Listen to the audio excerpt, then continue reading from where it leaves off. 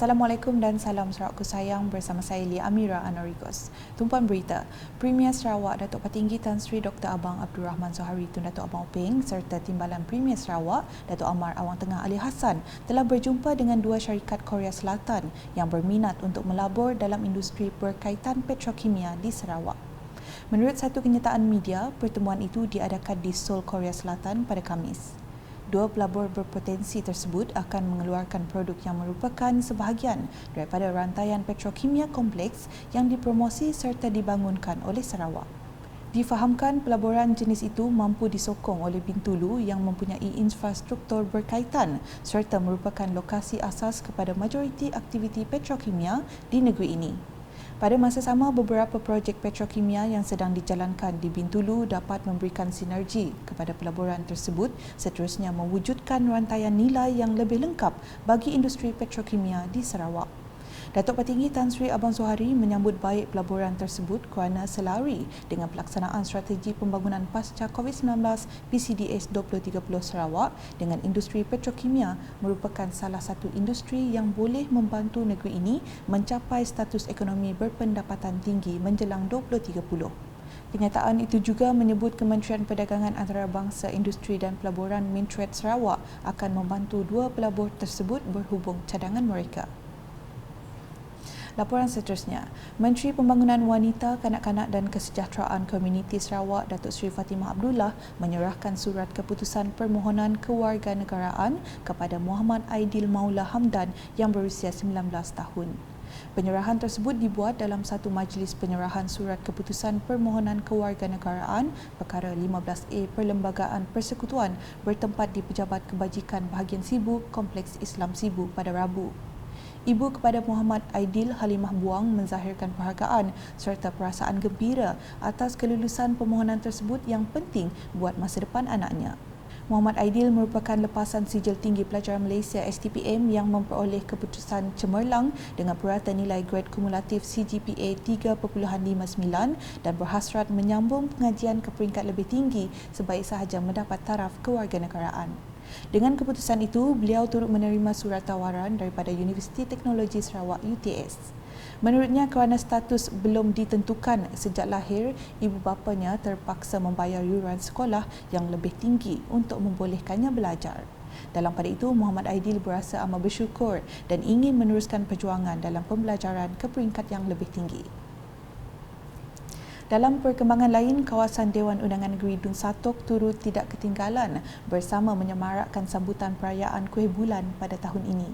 Ahli Dewan Undangan Negeri Adun Satok, Datuk Ibrahim Baki berkata, kemeriahan perayaan itu turut dapat dirasai di kawasannya apabila Parti Rakyat Bersatu Sarawak SUPP dan Gabungan Parti Sarawak GPS kawasan Satok bekerjasama menggantung tanglong di beberapa laluan jalan raya. This tradition tidak masyarakat sudah Cina dan di China pada itu tidak kami nak masyarakat kita negara nah hidup dengan harmoni dan kira bangsa dan agama. So Satok lebih di Satok tu tentang masyarakatnya berbilang kau agama. Jadi kita sama-sama lah ada masyarakat. Beliau berkata demikian ketika ditemui selepas meninjau ke lokasi hiasan pokok di Jalan Rambutan Kuching pada Khamis. Sementara itu, pengerusi SUPP Cawangan Satok, Goh Leng Yu berkata pihaknya mengambil inisiatif tersebut bagi membawa kegembiraan kepada komuniti dalam menyambut perayaan itu. We are SUPP Support Branch working together with PBB Support Branch to celebrate the Mid-Autumn Mooncake Festival. So what we think is that we want to bring joy to the community. So we decorate the tree behind. You can see the tree behind. We decorate the tree, and we decorate another tree at Nanas Road West. So when people look at the tree, they know there is a celebration for the Mid-Autumn Mooncake Festival. So we bring joy and happiness to our communities. Yeah. So especially Satok. Selanjutnya, kerajaan negeri bersedia melaburkan 1 bilion ringgit bagi melaksanakan fasa pertama rancangan pembangunan semula Bukit Asik. Adun Bukit Asik, Joseph Chiang Jin Ek berkata, buat masa ini pihaknya masih di peringkat merangka pelan induk. Katanya ia penting untuk memiliki pelan induk tepat dan terbaik bagi memastikan kejayaannya. Adun Bukit Asik itu menambah, buat masa ini semua penduduk Sibu amat berminat dan kerap bertanya mengenai pelan pembangunan itu. Dalam pada itu, beliau turut mencadangkan kepada Premier Sarawak untuk mengadakan pameran mengenai rancangan tersebut bagi menjelaskan secara lebih lanjut kepada penduduk tempatan. Joseph berkata demikian semasa merasmikan sambutan perayaan Kuih Bulan Bukit Asik di pekarangan tempat letak kereta Tong Sang Road 1 Sibu pada Selasa. Di kawasan Dun Ngemah pula, sebanyak 35 projek transformasi luar bandar RTP akan dilaksanakan dengan peruntukan keseluruhan sebanyak 5 juta ringgit. Menurut Adun Ngemah Anyi Jana, beliau telah merangka pembangunan dalam 4 bidang utama iaitu pembangunan infrastruktur, ekonomi, pendidikan dan belia bagi pelan perancangan 1 Penggal 2021-2025 untuk membangunkan kawasannya. Selain itu, katanya seramai 86 penerima terdiri daripada Jawatankuasa Kemajuan dan Keselamatan Kampung JKKK, Biro Wanita, Persatuan Ibu Bapa dan Guru PIBG dan Kelab di Ngemah telah disalurkan dana projek kecil luar bandar MRP bagi fasa 1 yang berjumlah 1.1 juta ringgit. Anyi berkata demikian dalam ucapannya semasa menghadiri majlis perasmian pembinaan rumah panjang baru di Rumah Liu Tubo, Parit Guruh, Sungai Bawan di Kenawit pada Rabu. Katanya, fasa kedua geran MRP itu akan diagihkan dalam masa terdekat. Mengenai permohonan pinjaman untuk mendirikan rumah panjang daripada Perbadanan Pembangunan Perumahan HDC Sarawak, Anyi berkata beliau akan menyokong permohonan berkenaan dan akan mengemukakannya kepada pihak berwajib dalam masa terdekat. Beliau turut mengumumkan peruntukan MRP berjumlah RM6,500 kepada Rumah Liu Tubo.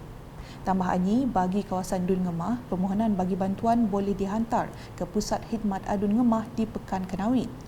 Dalam masa sama, beliau turut menyeru semua yang hadir agar terus menyokong kerajaan semasa khasnya kerajaan GPS yang telah terbukti dalam memperjuangkan hak serta membawa pembangunan khasnya bagi kawasan luar bandar di Sarawak. Sementara itu, seramai 18 pelajar dari 3 buah sekolah menengah di daerah Tembeduk dan Serian yang mendapat keputusan cemerlang pada peperiksaan CJ Pelajar Malaysia SPM 2021 menerima sumbangan insentif galakan Kerajaan Sarawak. Sumbangan dengan nilai keseluruhan sebanyak RM9,000 itu disampaikan oleh Adun Tembeduk Dr. Simon Sinang Bada dalam satu majlis ringkas di Dewan Tayong Langoi, Kampung Picin Serian pada Rabu. Semasa berucap, beliau menzahirkan rasa bangga dengan pencapaian pelajar-pelajar terbabit dan berharap agar jumlah pelajar cemerlang akan bertambah untuk tahun ini. Selain menyampaikan insentif galakan, Dr. Simon turut menyerahkan cek MRP 2022 sesi ketiga kepada 24 buah persatuan, kelab dan JKKK di kawasan Dun Tembeduk. Seterusnya, Simfoni Batang Rajang SBR 2022 bakal menggegarkan Sibu Jaya pada 8 dan 9 Oktober ini.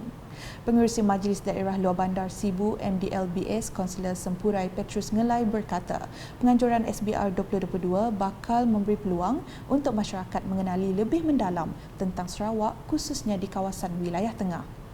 Menurut beliau, pihaknya berharap SBR 2022 dapat menjadi festival ikonik di wilayah tengah seperti penganjuran Festival Jazz di Zon Utara dan Festival Muzik Hutan Hujan Sedunia di Zon Selatan. Selain penganjuran pelbagai aktiviti, 2 acara utama turut menjadi tumpuan iaitu forum dan persembahan sapik dan tatu. And a lot of people think tattoo is very negative. Okay, negative. But, after recent years, 5 or 6 years, we can see that a lot of people start look at tattoo as a positive element, to the especially to the native, okay, whereby that this is a part of our culture, and then we have to teach them, okay, to acknowledge and to aware of which one is positive and which one negative. And currently kalau kita tengok corak tattoo yang berbentuk tribal adalah yang paling diminati dan juga yang paling banyak kita tengok di kalangan golongan muda. Tetapi kita haruslah juga we have to make sure that the tattoo that they imprint in the body bring the good image and also positive message. Beliau berkata demikian semasa sidang media pelancaran logo Simfoni Batang Rajang 2022 di MDLBS pada Selasa. Majlis perasmian festival itu akan disempurnakan oleh Menteri Pelancongan Industri Kreatif dan Seni Persembahan Sarawak, Datuk Seri Abdul Karim Rahman Hamzah pada 8 Oktober depan. Sekian edisi Tengah Hari bersama saya, Lia Amira. Berita lebih lanjut boleh didapati di semua platform media sosial UKAS termasuk portal ukas.sarawak.gov.my dan UKAS Channel di YouTube. #menyebarfakta. Salam UKAS.